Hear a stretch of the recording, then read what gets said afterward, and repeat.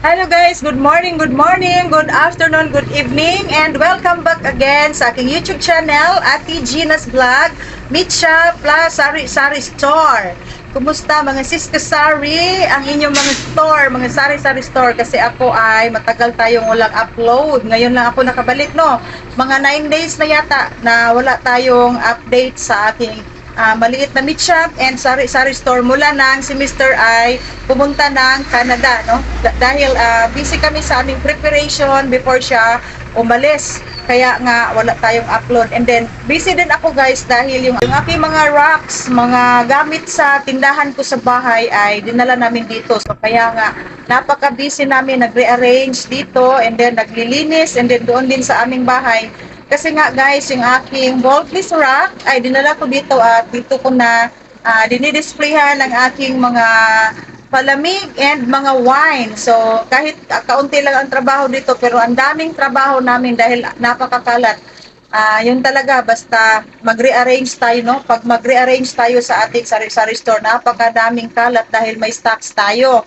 Okay, at ngayon update tayo ang ating mga delivery ay dumating na ang aking pork carcass. Ang aking pork carcass guys ay doon ko in order sa doon ako kumukuha ngayon sa Chubbs kasi sa Chubbs ay tayo, may terms. Tapos ang presyo nila ay 280 and then SNR 280 pa rin and si DBS 280 din si DBS. Ang napakaganda kay Chubbs ay i-deliver nila and then may terms tayo, pareho lang ang presyo nilang tatlo. And then si SNR ay pick up. Si DBS naman, i-deliver nila pero COD, no? Cash on delivery. So, doon tayo kay Chubbs kasi pareho lang ang presyo nila, deliver pa nila dito, i-deliver pa and then makakuha tayo ng terms. So, yun guys, ang aking ginagawang diskarte. Ang gagawin lang natin ay maayos tayong magbayad sa ating mga pinag-uutangan para yung ating supplier ay hindi mag-atubiling mag-deliver sa atin kahit na on and off, hindi tayo regular na mag-order sa kanila. So, yun ang ating mga delivery. 43 kilos. Ang laki ng aking carcass ngayon. 43 kilos. And then, mahal na talaga guys. 280 times. Mag-times pa tayo ng 20%. Ang ating bentahan dito ay magiging 300, dapat sana 336 yung aking napakamurang karning baboy ang pierna dahil malaman siya, kaunti lang ang taba at yun talaga ang medyo hindi gaanong malakas, hindi kagaya na kasim at saka pork chop and pork belly. Malakas talaga yan dahil marami siyang taba, layer taba and then may laman. Ang perna ay sulit na lahat ay malaman siya. So hindi gaano may sold out dito. Kaya nga ang presyo ko ay 335 lang. And then 340 ang aking pork chop and 370 na talaga mga kasari ang aking pork belly dahil sa 1/2 carcass yung ating ang ating mga buto-buto and ribs, yun ako magka-problema. Doon ako magka-problema at saka sa guys, sa pork pata dahil yun yung hindi gaano mag-move. So mas stock siya dito. Ang presyo ko ay lang 310. Meron lang akong 30 pesos. So less than 20% ang aking patong sa mga pork buto-buto. So kailangan bumabawi tayo doon sa pork belly and sa pork chop. Kaya nga hindi pareho ang presyohan ko dito. Yung belly, 370, mahal naman talaga ang pork belly kahit saan. Tapos yung aking pork pierna, 335 and then 340 yung aking pork chop. And then ganun pa rin yung ating mga processed foods. Meron tayong boneless bangos. Nung isang araw, nag-deliver sa akin yung ating supplier ng 100 pieces na naman. And then, pork chorizo. Okay, so yun guys, ang aking kaganapan. And shout out ko pala ang aking mister sa Toronto, Canada. Hi, mister! See you on my next vlog. Panoorin mo, Mister ha, ang aking panoorin mo ang aking vlogs kasi andyan ka na sa sa malamig na lugar. And then si Mr. ay nag-i-enjoy doon, guys, dahil ang ganda doon ng Toronto, Canada at napakalamig. Hindi daw siya pinapawisan doon kahit malayo na ang kanilang nilalakad. No, ang ganda daw ng doon, bugnaw daw kaayo dito, nature gyud daw ang bugnaw no. Kung sa kabugnaw kanang murag aircon sa dili daw. Nature gyud ang kabugnaw. So manusuot gyud sa imong kaunuran ng kabugnaw dito. Nya kita diri hastang inita kita diri sa Pilipinas. Okay guys, yun lang ang aking isi-share and thank you so much for watching again my YouTube channel at shout out pala sa aking isang silent viewer na dati siya ay isang OFW at siya ay nagtatanong sa akin kung saan ko daw binibili yung aking mga frozen foods at saka yung aking chorizo. And then nagkita kami guys doon sa Las Furlias sa Uyang-Guri. Nagkita kami at siya ay nagpakilala sa akin na siya daw yung nagko-comment at nagtatanong sa akin. So ang ginawa ako ay very kind naman ako dahil hindi naman kami magkatabi. So binigyan ko siya ng aking contact number sa aking pork chorizo. So, nakalimutan ko lang kung ano ang name niya. Hello my friend, shout out to you. Siya ay taga-Tibong ko at meron din siyang mga frozen foods. Wala lang daw siyang karning baboy. So, siya ay aking silent viewer at nakalimutan kong tanungin ang kanyang pangalan dahil bit-bit ko ang aking apo nung nagkita kami. Okay, yun lang guys ha. And keep on watching sa aking mga isi-share and quick tour sa ating sari-sari store, sa aming mga rearrangement dito. See you on my next vlog. Bye-bye! Okay guys, ito ang aking first delivery ngayong araw ng Monday.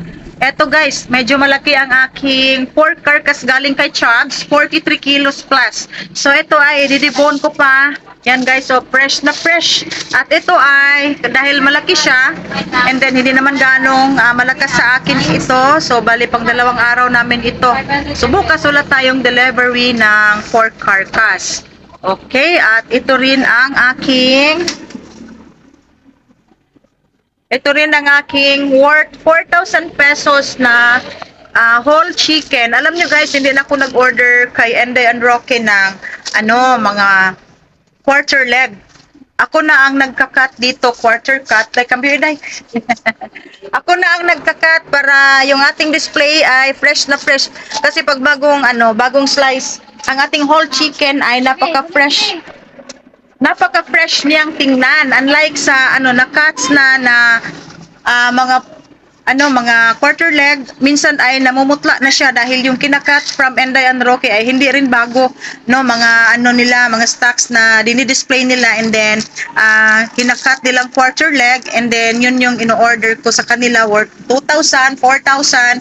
And then pagdating dito, hindi naman siya gaanong ma-sold out lahat ng isang araw lang. So, yung in and out namin sa aming freezer, yung aking quarter leg ay namumutla na. So, ang ginagawa kong discarte ngayon, kasi pareho lang ang presyo nila, whole chicken lahat ang aking ino-order, and ako na dito ang mag-slice, no? Ito, bali ito, i-slice natin ng 3. So, kunin natin ang leg niya and then i-half natin itong chicken breast. So, ito yung quarter cut natin. And then, mas mura pa dahil ang breast ay mahal talaga yan siya. Pero dito sa akin, dahil medyo mura lang pag whole chicken, and then ako lang ang mag-slice, hindi siya special cut.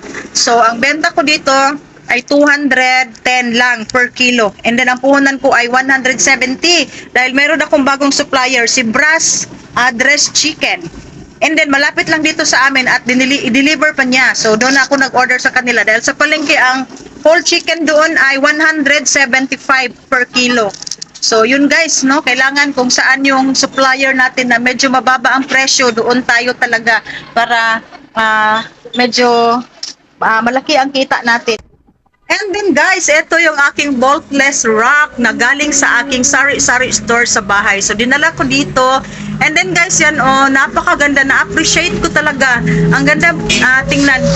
Ito guys, napakagandang tingnan. Na-appreciate ko talaga ang bulkless rack na na-display ko na yung aking mga wine dito sa harap ng aking tindahan. So ang ginagawa ko, itong aking mga shelves na plyboard ay kinakat namin yan. Ako lang ang nag-cut kasi hindi na naabutan ni Mr. yan, na hindi na nakaya na ni Mr. sa schedule niya dahil siya dapat ang dito siya unta maggabas ani unya kay ano naman siya kanang apiki na sa oras. So ako na ang naggabas, so giputulan ko na siya diha no, pinutol ko dahil mahaba yung shelves ko, pinutol ko dyan at sinusukratan ko lang itong aking bulkless rack. So eto na ngayon ang itsura niya. Ay, ang aking mga wine ay nandyan na sa harap ng aking meat shop, tapos mga palamig.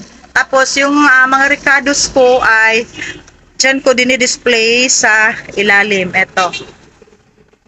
Meron pang mga mushroom doon. Kasi naputulan ang shelves natin, so dapat dyan sila. And then, umiksi na yung aking shelves. So, yan yung ating display. At sa ibabaw, guys, ito yung mga diaper na galing din sa aking sari-sari store sa bahay. So, dinala ko dito lahat. And then, marami tayong chikes, pansit canton. Dahil bagong dineliver yan ng chikes. And yung aking mga tomato sauce and kokomama andyan. And mga overstock natin na mga silvers yan. So, ang gandang tingnan, guys, no? Lalong-lalo na pag ito lahat ng mga shelves ko ay papalitan ko ng bulkless rack. Kasi yung gondola ay medyo mahal siya and maliit lang ang aking space. So, gusto ko ito dahil 2,000 plus lang. 2,000 plus lang ang ating bulkless rack and very ligon. Matibay na matibay. O, tingnan nyo, guys. Wala gyud na ang tunga. Di ba dahil sa ganit Tagalog anang naano dai, wala nilawom ang tunga. Tingnan nyo, guys. So ang ganda ng ating ang ganda ng aking bulkless rack. Yan. Tapos pag magdagdag ako mga 4 pa yata na bulkless rack ang idagdag ko dito. Pero wala pa tayong budget, guys, kasi graduating yung aking anak. So eto lang muna, marami pa kaming aayusin dito. Wala na akong rice, yun na lang yung rice ko. At eto, and then nagmahal na naman ang kuha ko, 290 ang 25 kilos. So, and then wala na si Mr. Siguro magpakyaw na lang ako sa palengke pag ako'y mamimili.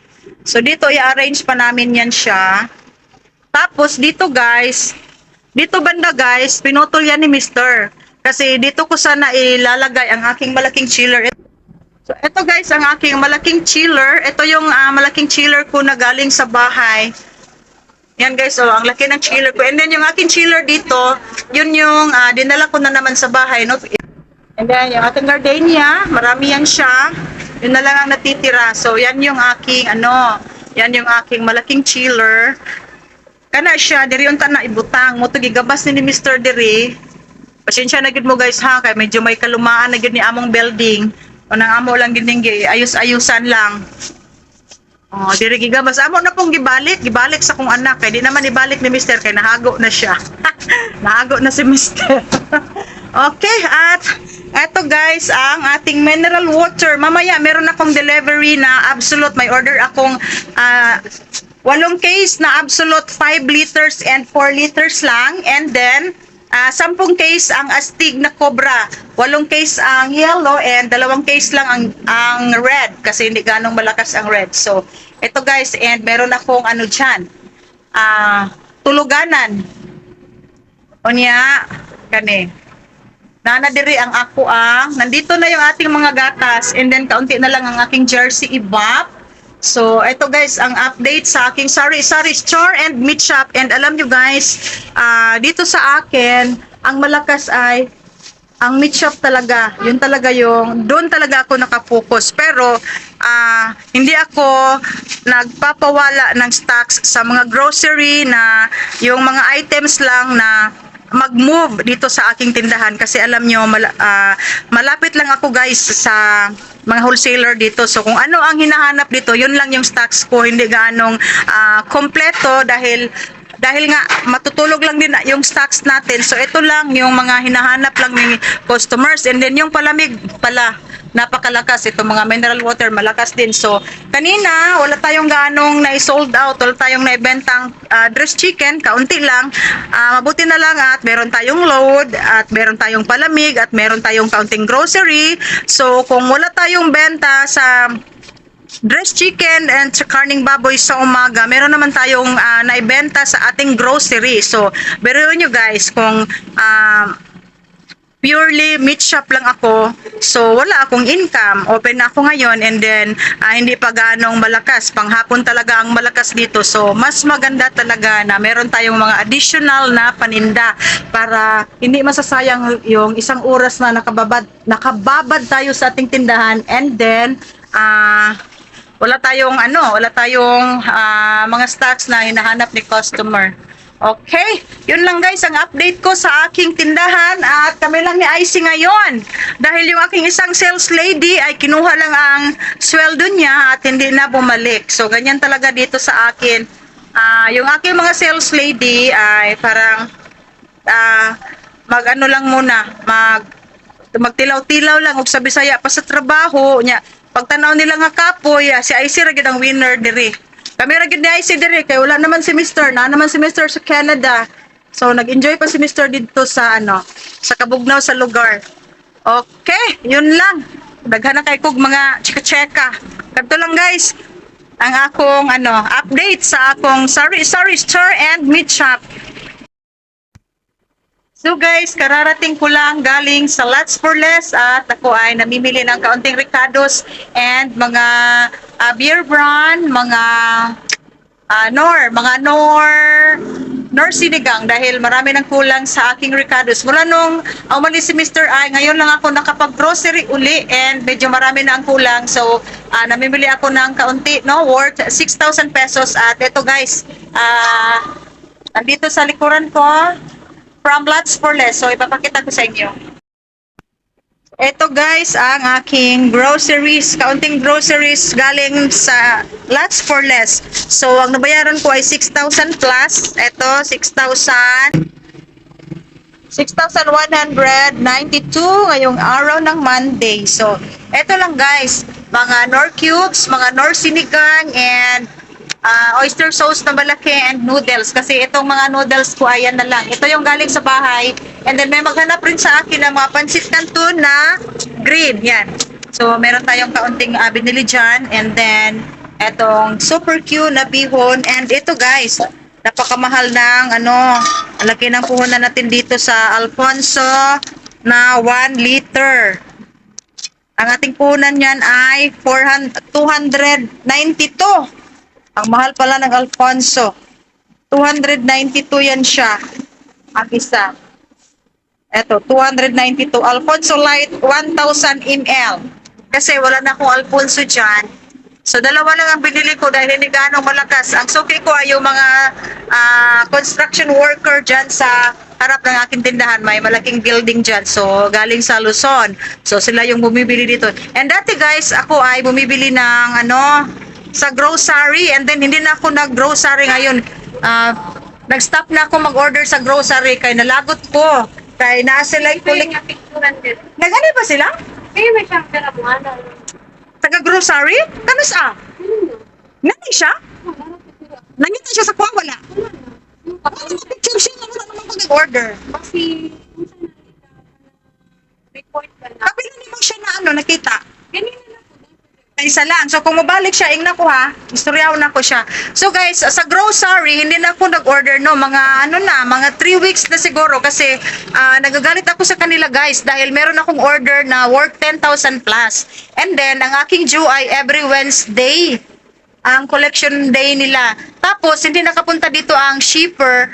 Pagpatak ng alas 12, hindi ko alam, may penalty na pala. And then, hindi ako sinabihan ng grocery na ganyan pala dahil nung hindi nakapag-collect sa akin Wednesday and then bumalik dito Thursday ng umaga and then ang opening ko dito ay 9:30 to 10 a.m. dahil panghapon talaga ang meat shop ko. Tapos hindi ako nakabayad pero meron akong hinihandang pambayad. Iniwan ko dito tapos hindi na bumalik yung shipper. 8 o'clock pa lang nandito na siya and then pinicturan ang tindahan ko at sabi sa report niya ay closed daw ako. So ako'y nagagalit talaga dahil hindi naman ako close. Kung dumating siya dito ng 8 a.m. nag-open ako 10 a.m. ng umaga. So hindi ako na-inform na nandito na pala sila. Balikan ako dito for collection and then i-waive daw yung aking interest. Pero hindi nila na-i-waive. So galit na galit ako dahil hindi ako pwedeng mag-order sa kanila kung hindi umaabot ng 10,000, ganyan. Pag below 10,000 hindi ako makapag-check out. So nag-stop na ako talaga sa kanila dahil nagagalit talaga ako, no? Ang strategy nila ganyan. Marami namang wholesaler dito. Bakit magtatyaga tayo sa grocery na marami namang wala. Yung mga saleable items ay always walang stocks. So hindi na ako nagkuha sa kanila and then bumabalik-balik daw dito yung iwan ko, yung tauhan ng grocery at pipicturean ng tindahan ko. Pangutan na siya, day ha? Mag-picture-picture siya. Okay, so ang nangyari guys, binayaran ko lahat yung aking bills at hindi ko na ginamit lahat ng mga nila, yung ilista at saka yung sa pang-load. Hindi ko na ginagamit at nag-stop na talaga ako sa kanila and then tinawagan ako, hindi ko sinagot dahil nalagot jud ko.